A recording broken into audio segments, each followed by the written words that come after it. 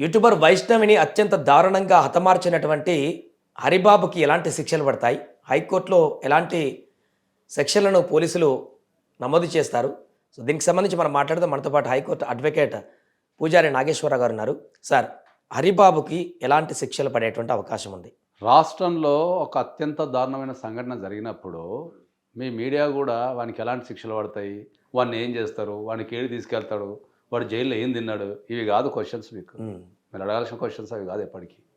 Okay, ఒక పెళ్ళైన ఒక యువతిని అత్యంత దారుణంగా చంపినప్పుడు ఆ చంపడానికి దారితీసిన పరిస్థితులు ఏంది, వ్యవస్థ ఎట్లుంది, ఎవరి బిహేవియర్ ఎట్లుందనే దాని మీద మీరు చర్చాక్రామకం పెడితే బాగుంటుంది.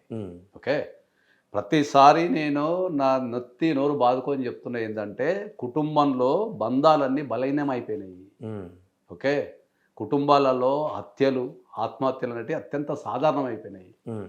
మన మన మన కడుపులో పుట్టిన అన్ననో తమ్ముడో చెల్లెనో చనిపోవటమో చంపడమో చేస్తుంటే కూడా మీడియా సంస్థలు కానీ ఇతర సంస్థలు కానీ మానవీయ కోణంలో ఆలోచించకుండా దానికి సంబంధించిన ఏ శిక్షలు పడతాయి అని ఎప్పుడు చేస్తారు, ఇవి మాట్లాడుతున్నారు మీరు.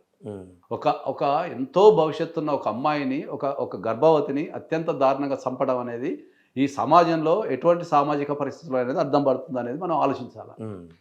సమాజంలో తీసుకురావాల్సిన మార్పులు ఏంది, కుటుంబాలలో మనము వాళ్ళని బలంగా తయారు చేయడం ఎట్లా, వాళ్ళకి విలువలు ఎవరు నేర్పాలా, ఇవి కదా మనం మాట్లాడాల్సింది.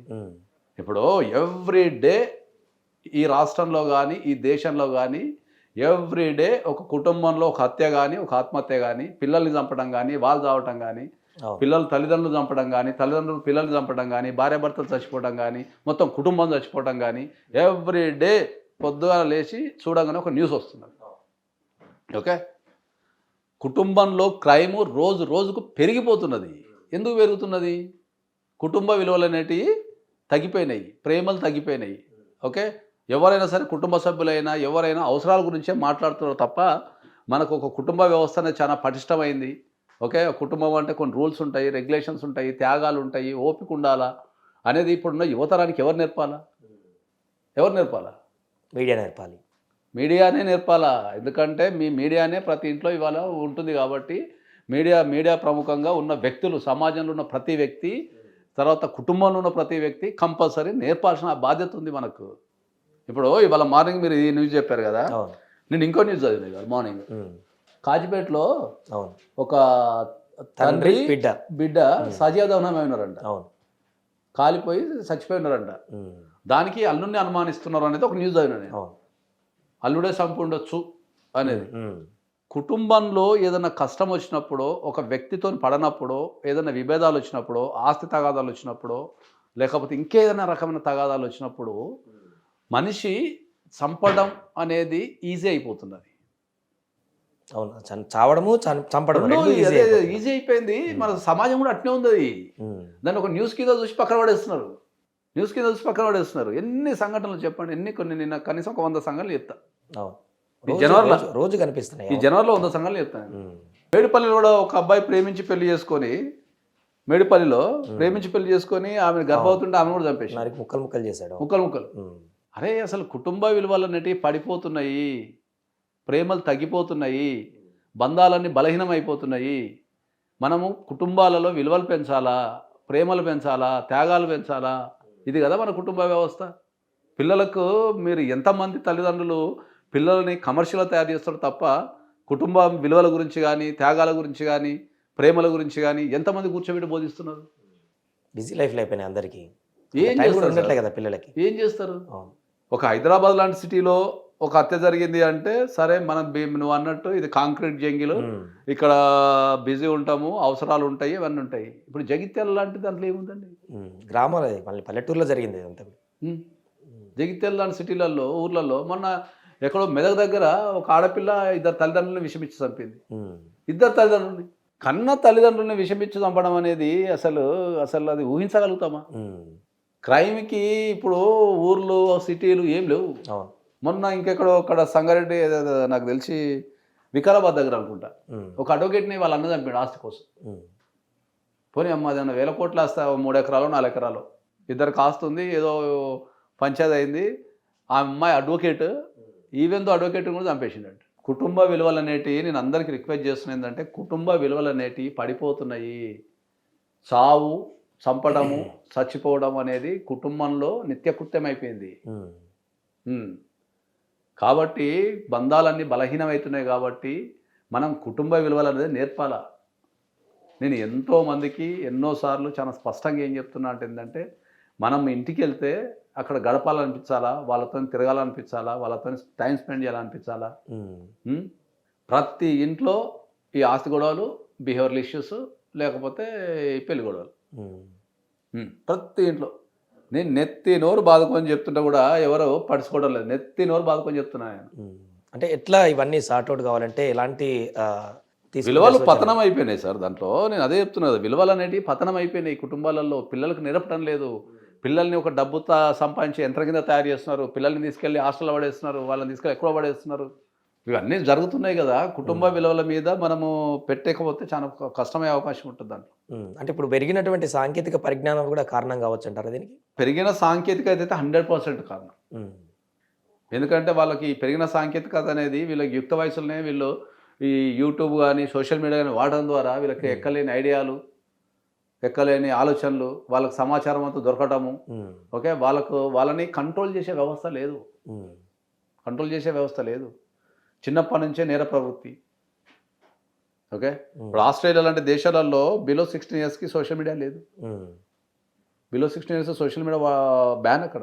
ఇప్పుడు ఆంధ్రప్రదేశ్ కూడా ఇంప్లిమెంట్ చేస్తున్నట్టున్నారు. బిలో 16 ఫస్ట్ ట్రై చేస్తున్నట్టున్నారు, తర్వాత చెయ్యాలి. అదే చెప్తున్నాం కదా, బిలో 16 కూడా కాదు, నేను గట్టిగా మాట్లాడితే బిలో 18 అని చెప్తాను. ఇంకా బిలో అప్ టు 18 years వరకు భారతదేశంలో ఎవ్వరు కూడా సోషల్ మీడియా వాడకుండా బ్యాన్ చేయాలని చెప్తున్నాను. ఖచ్చితంగా చేయాలని చెప్తున్నాను. ఎందుకంటే ఒక యుక్త వయసులో ఎప్పుడైనా సరే వాళ్ళకు ఒక మంచి ఆలోచనలు ఉంటేనే అదంతా వాళ్ళకి రిఫ్లెక్ట్ అవుతుంది. లేదు అంటే వాళ్ళు ఆ యుక్త వయసులో ఈ క్రైమ్ చూసి, లేకపోతే నేరాలు చూసి, ఘోరాలు చూసి, ఎక్కడ నీకు సోషల్ మీడియాలో 70% negative news, false news, okay, vulgarity 70%. ఒక 30% సమాజానికి పనికొచ్చే విషయాలు ఉన్నాయి. మరి నీకు 70% ఆఫ్ ద సోషల్ మీడియాలో ఉన్న మీడియాలో మళ్ళీ ప్రజలంతా దాన్నే ఉంటే వీళ్ళ మైండ్లలో ఏమి ఎక్కించుకుంటున్నారు? హ్యూమన్ ఇంట్రెస్ట్ కూడా వాళ్ళకి అదే ఎక్కువగా అనిపిస్తుంది కదా. ఈ న్యూస్లు కానీ మంచివి చెప్పేదానికంటే చెడు చెప్పేదానికి ఎక్కువ ఇంపార్టెన్స్ ఇస్తున్నారు ప్రజలు. చెడుకే అట్రాక్ట్ అవుతున్నారని చెప్తున్నా నేను. చెడుకే అట్రాక్ట్ అవుతున్నారు కాబట్టి వాళ్ళకి చెడు ఆలోచనలు వస్తున్నాయి, నెగిటివ్ ఆలోచనలు వస్తున్నాయి, రకరకాల ఆలోచనలు వస్తున్నాయి. కాబట్టి అప్ టు 18 years వరకు దాన్ని బ్యాన్ చేయాలని నేను ఖచ్చితంగా చెప్తాను నేను. సో ఇప్పుడు విలువలు ఎట్లా తగ్గిపోయి ఇలాంటి పరిస్థితులకు వచ్చింది కాబట్టి కనీసం చట్టాలన్నా బలంగా ఉంటే ఆ భయంతోనన్నా తగ్గేటువంటి పరిస్థితి ఉండదంటారా? చట్టాలన్నీ బలంగా ఉంటే అంటే ఇక్కడ మీకు అందరికి చెప్పే విషయం చెప్తానండి. నేను దీనిపైన ఎన్నో సందర్భాల్లో మాట్లాడినా, ఇవాళ మళ్ళీ నేను ప్రత్యేకంగా మాట్లాడతా.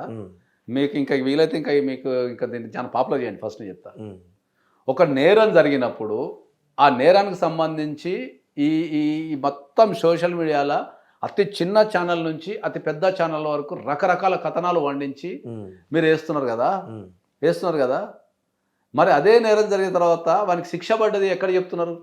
ఈ నేరం చేయటం వల్ల ఈ వ్యక్తికి శిక్ష పడ్డది, ఇట్లాంటి చేస్తే ఇట్లాంటి శిక్షలు పడతాయి అనే ప్రత్యేక కాలం ఏమైనా పెట్టి ఏ ఒక్క ఛానల్ అన్నా బాధ్యత తీసుకొని చెప్తున్నారా?